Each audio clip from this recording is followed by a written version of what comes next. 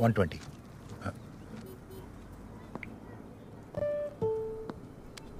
Mask ఏది? మర్చిపోయినా. ముందు ఈ మాస్క్ వేసుకో. 5 రూపాయలు. వద్దులేండి, ఇంట్లో ఉంది ఆల్రెడీ. 5 రూపాయలు ఎందుకు వేస్ట్? నువ్వు పొద్దున్నే బ్రేక్ఫాస్ట్ చేస్తావా? ఈయన్నే రవ్వ దోశ లేకపోతే మసాలా దోశ తింటా. అంటే ఈ లెక్కలో బ్రేక్ఫాస్ట్కి 50 రూపాయలు, లంచ్ డిన్నర్ ఎట్సెట్రాకి 500 వరకు ఖర్చు పెడతాం. 500 ఏంటి సార్, ఈ రోజుల్లో ఇంకా ఎక్కువనే అయిపోతుంది అది. మరి లైఫ్ అంతా ఇంత హ్యాపీగా గడిచిపోతుందా? అంతేగా సార్, లైఫ్ విషయంలో అస్సలు కాంప్రమైజ్ కాదు నేను.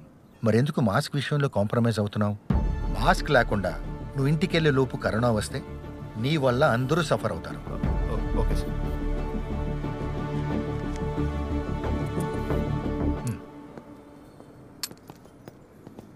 నానా లంచ్ తీసుకొచ్చాను, మీరు వెళ్ళండి, నేను కూర్చుంటాను.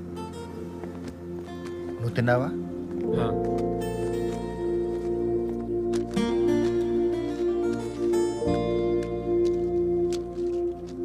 బిల్లు. డిస్కౌంట్ లేదా? డిస్కౌంట్ దేనికి? ఇంత బిల్ చేశా కదా, డిస్కౌంట్ ఇవ్వరా? ఎంత చేసినా రాదండి. అంతంత మార్జిన్ లాగేస్తూ కొంచెం డిస్కౌంట్ ఇవ్వలేరా? మార్జిన్ల గురించి ఏం తెలుసు నీకు? అయినా నేను అమ్మేటోని, తయారు చేసేటోని కాదు. అయినా నాకు అర్థం కాదు భయ్యా, మీరు ఎప్పుడైనా వైన్ షాపుల్లో లేకపోతే సూపర్ మార్కెట్లో డిస్కౌంట్ అడుగుతారా? చెప్పండి. అడగరు, వాళ్ళు ఎంత ఇస్తే అంతే మనకి, అంతే కదా. తాగి చచ్చే మందుకి సిగరెట్కి గుర్తురాని మార్జిన్లు డిస్కౌంట్లు, బతికించే మందులకు గుర్తొస్తాయండి భయ్యా మీకు? నీకంటే మీ నాన్నగారే బెటర్, డబ్బులు లేకపోయినా మందులు ఇస్తారు. అదే మీకు చులకనైపోయింది. మీకు కావాలంటే తీసుకోండి, లేకపోతే లేదు. ఎవరైనా చేసినా, ఎంతమంది డాక్టర్లు మందులు రాసినా మెడికల్ షాప్కి కదా రావాల్సింది. డాక్టర్స్ కావాలన్నా ఆన్లైన్లో కన్సల్ట్ అవ్వచ్చు, కానీ మందులు కావాలంటే మెడికల్ షాప్ రావాల్సిందే, ఫిజికల్గా కాంటాక్ట్ అవ్వాల్సిందే. అంటే మీరు కూడా రిస్క్లో ఉన్నట్టే కదా? అవును, వాడు చెప్పింది కరెక్టే కదండి. రిస్క్లో ఉన్నామని తెలిసే కదా మనం సర్వీస్ చేస్తున్నాం. అయినా నాలా ఇంకా చాలామంది ఎసెన్షియల్ సర్వీసెస్ చేసేవాళ్ళు ఉన్నారు. వాళ్ళందరినీ కూడా గవర్నమెంట్ గుర్తించలేదు. అలాగని పనులు ఆపి ధర్నాలు చేస్తామా?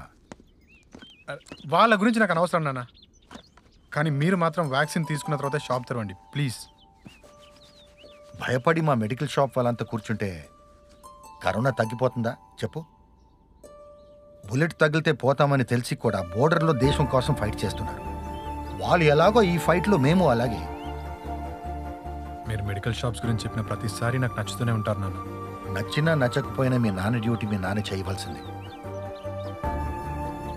మీరు ఎప్పుడు వాళ్ళ గురించి వీళ్ళ గురించి ఆలోచిస్తూనే ఉంటారు. అసలు మీకు సమాజం ఏమిచ్చిందని? సమాజం మనకేమిచ్చింది అనేది కాదురా ముఖ్యం, మనం సమాజానికి ఏమిచ్చాము అనేది ముఖ్యం.